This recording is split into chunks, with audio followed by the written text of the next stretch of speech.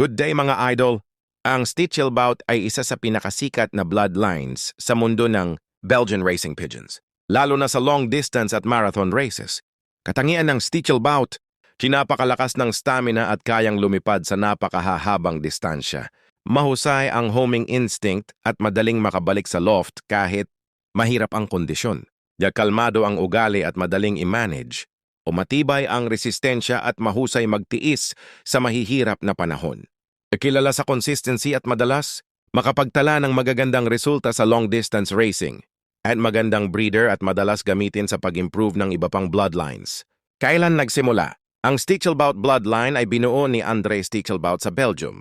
Nagsimula itong makilala noong 1930s hanggang 1940s at lalo pang sumikat pagkatapos ng World War II dahil sa sunod-sunod na tagumpay ng kanyang mga kalapati sa long-distance races.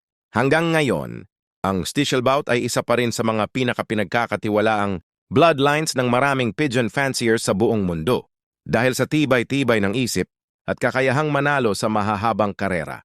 Meron ba kayo mga idol na ganitong bloodline?